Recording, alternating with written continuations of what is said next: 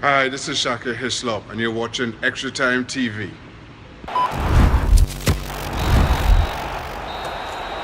Hey everyone, welcome to another episode of Extra Time TV. And unfortunately, we have some sad news. Trinidad and Tobago is no longer in contention for qualification for the World Cup. Everybody has their, say in this matter, what took place. Everybody's pretty sad. But with us today, we have our returning favorite person of ESPN FC, Shaka Hislop. How are you today? I'm doing very well, Andre. All right. Well, Trinidad is in a state of football mourning at the moment. You know why. So the usual reactions, everybody's emotional and saying what they have to say, this person, that person, and it's usually always from an emotional place. But what are your general thoughts on, Trinidad officially being out now? Disappointed. Given how good I thought we were in the semi-final round, I was actually in Trinidad and Tobago at the National Stadium to see the 0-0 draw with the US. A game where, admittedly, the US dominated, but we had our chances, and I thought we defended very well. That was a couple of Novembers ago now, and I don't think we've been anywhere near as good since. I don't think we've lived up to the promise of that performance, and going even further back than that, after a decent CONCACAF Gold Cup 2 seasons ago, it's been nothing but down.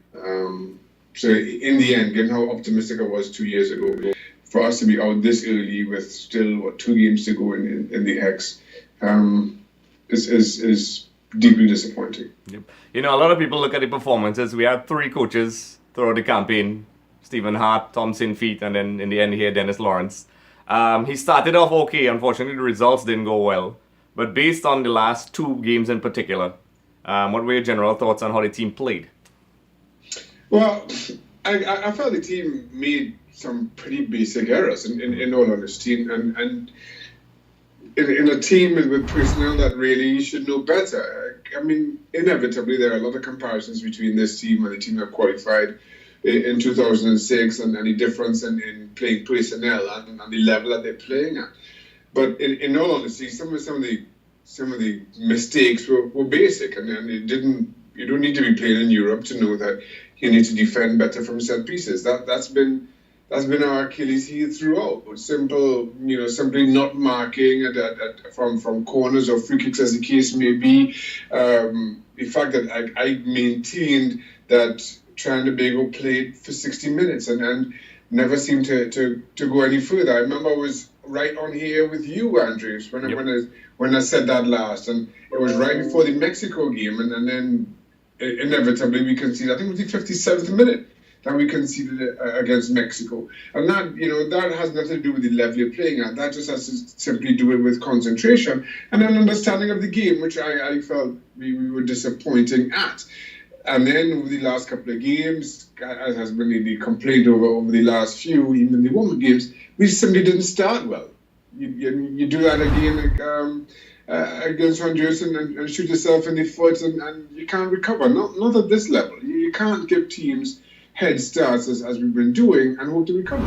Yep, one of the things I noticed over the last 2 campaigns, even way back in when you guys were qualifying, before we qualified, Trinidad had a tendency to be nervous sometimes and concede. And it seemed as if we solved that problem. And as you said, shooting ourselves in the foot seems to be what took place coming down to the end. Do you think, and I'm going to use the case of playing 2 questions in one, do you think the psychological thing was just too much for these players? Was the stage too big, the stakes too high?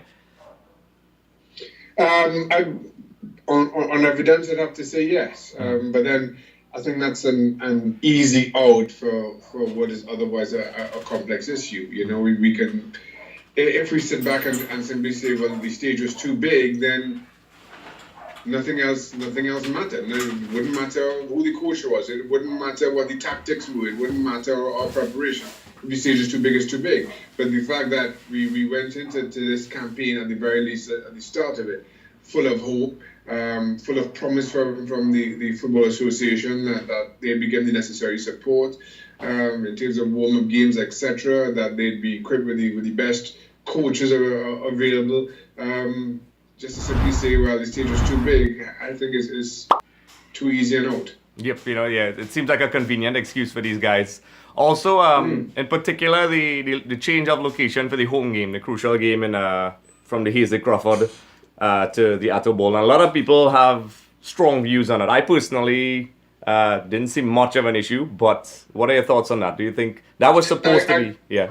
I'll be honest, Andre, I don't have much thoughts on that. Simply because I'm not in Trinidad and Tobago to, I'm not on the ground to kind of, experience the differences between playing at the stadium and playing at the Atto Bowl at this crucial juncture. I've read many of the comments and many of the criticisms about changing venues and the difficulty it had for fans, the lack of atmosphere. And as much as I accept all those criticisms are very well, maybe absolutely true, at the same time, my not being there doesn't equip me with a strong enough opinion of my own. Okay, guys, so that wraps things up of this episode of Extra Time TV. Be sure to tune in next time and like and subscribe. Check us out below.